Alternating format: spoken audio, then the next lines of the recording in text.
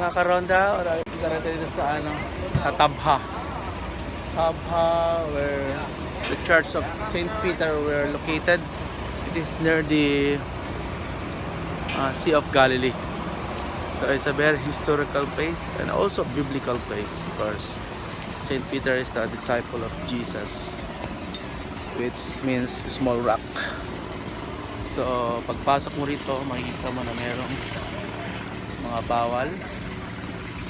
Yan, bawal ang animal, no smoking, barrel, same para sa Mount Gratitude. So may nakalito, welcome to Saint Peter.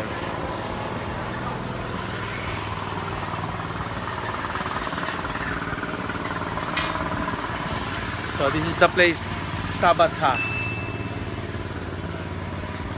Okay, T-A-G-B-S-A. Tabatha. Tabatha. It's a Greek word meaning seven spring. So there's a lot of spring here. This seven spring, the meaning Tabatha. Seven spring.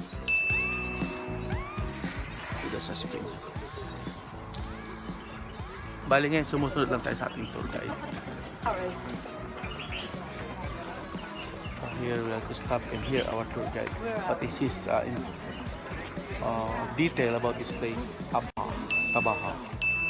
We call it Tabaha. Seven spring.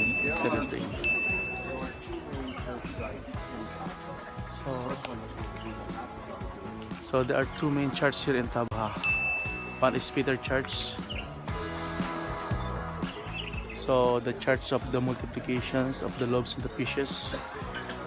Yeah, very famous biblical story about Jesus' follower with him and getting in the day and they need food. So Jesus multiplied the fish. It is about 2 fish, 7 loaves and 2 fish. And Jesus asked them if they have a food, kung meron silang pagkain. So one of the boy says that we have only 2 fish and 7 loaves. So eventually Jesus multiplied it to feed thousands of people. So the multiplications of the bread and the fish.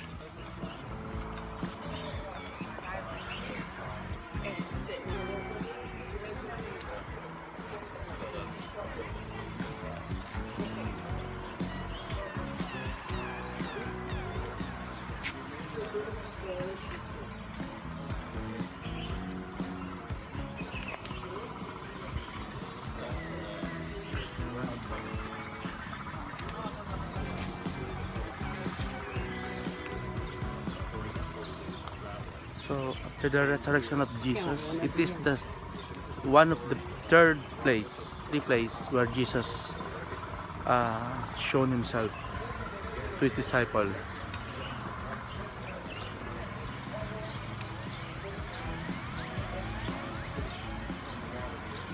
Okay. So if you have a idea about the Bible in the book of John, chapter 21. Yeah, so Jesus appeared to his disciple by the Sea of Tiberias and Sea of Galilee. It happened that Peter, I'm going as to peace. Yeah, some of the disciples go with him. Yeah. So early in the morning, Jesus stood on the side, and yeah, without noticing that it was Jesus, that asking Peter, "Hey Peter, do you catch any fish?" And Peter said, "No," without even recognizing that it was Jesus. And Jesus said, can you throw the net on the right side of the boat?" And eventually Peter had a large catch of actually 153 fish. So Peter with another disciple, and the other disciple says, "It is the Lord." And nung narinig ni Peter that said that it is the Lord, Peter jumped on the water and he saw Jesus. doon sa pangpang ng Sea of Galilee. So dito nangyari yon.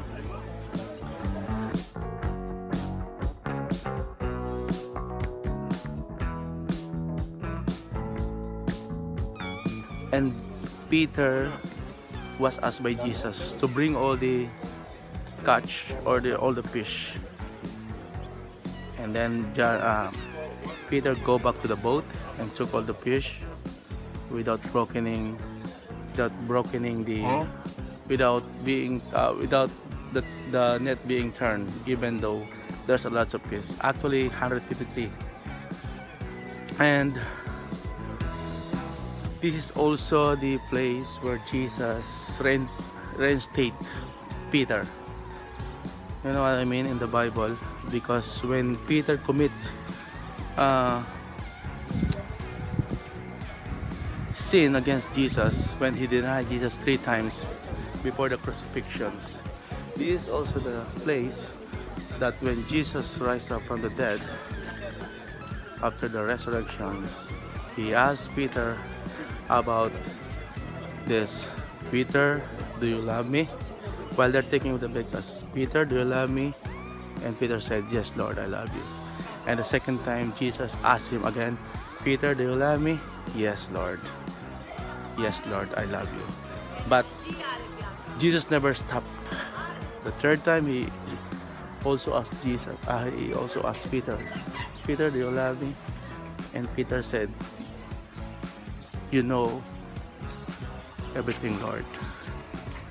You know everything, Lord. So this is a very biblical place here in Jesus and Sea of part of Galilee. That's why they have 2 churches here. The Church of Peter and the Church of the Multiplications of the Bread and the Fish. Okay, let's go. Ano lang yun, konting history or the biblical story. So, pupasok na yung mga kasama din sa church, pero papakita ko lang sa inyo yung labas ng church. So this is the Church of Peter here, just beside the Sea of Galilee. The Sea of Galilee at the back. So it's no wonder that this bay or this shore, the Sea of Galilee,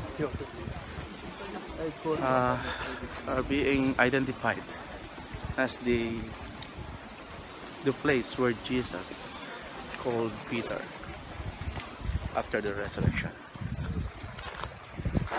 I mean, this is the reinstatement of Peter. Why? Because Peter denied Jesus 3 times.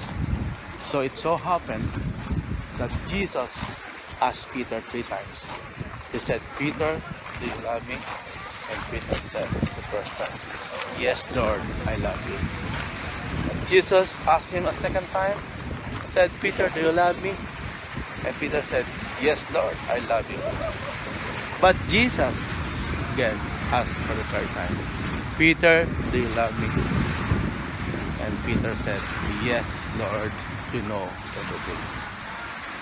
But you know what? When Peter answered the Lord, I love you, Jesus always says, feed my lambs, feed my lambs, feed my lambs 3 times. So good. This is a very biblical place. Wow. I hope you can see this very biblical place. This is very lovely place. Let's go to the water.